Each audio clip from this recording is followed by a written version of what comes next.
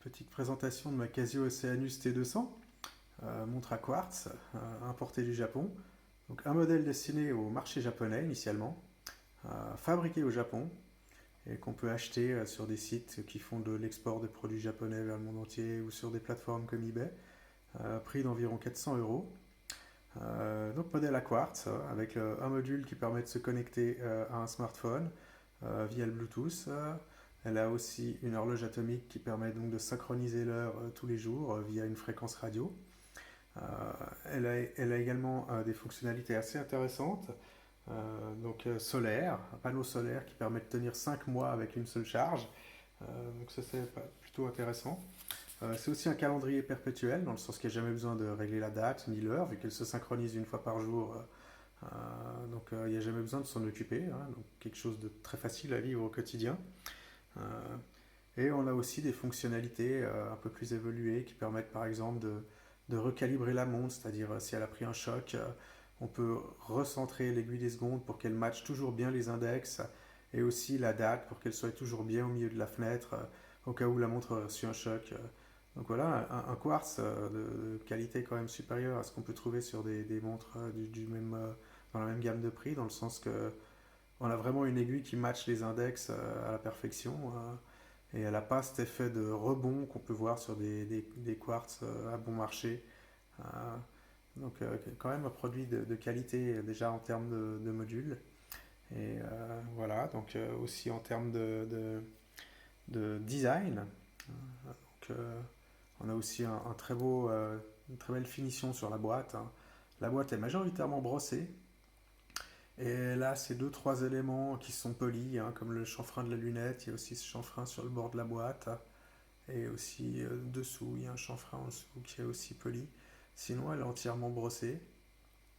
Une montre étanche à 100 mètres avec une vitre saphir avec un effet bleu qu'on peut voir sur le tour de la vitre, donc qui est lié à l'anti-reflet, hein.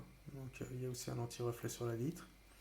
On a cette couronne hexagonale qui fait un peu penser à une Royal Oak, toute proportion gardée. Et on a aussi ce cadran, avec ce magnifique effet soleillé bleu et ces index qui sont flottants.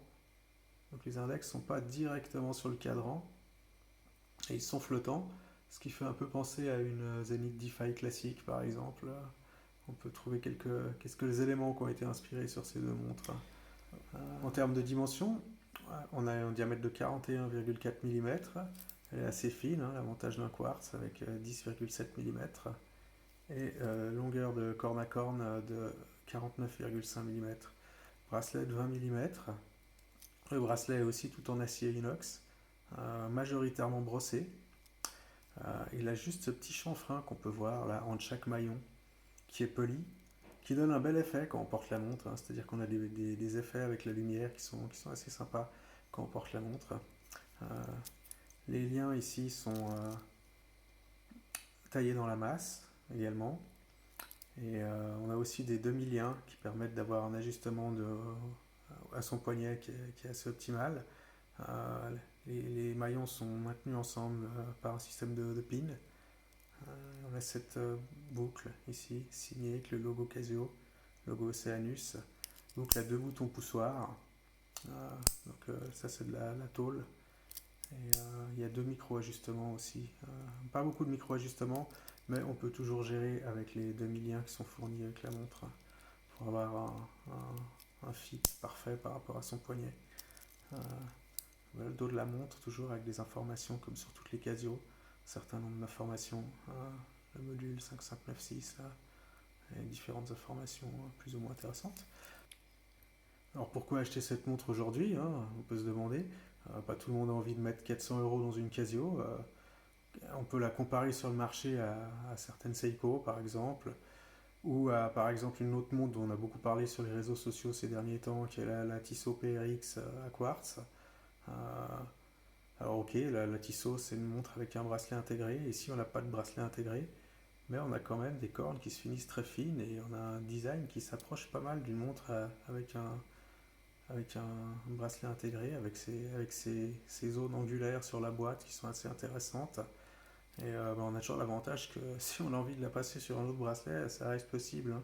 Ce qui n'est jamais le cas d'une montre avec un bracelet intégré. On va devoir faire avec le bracelet qui est livré avec. On ne pourra jamais le changer.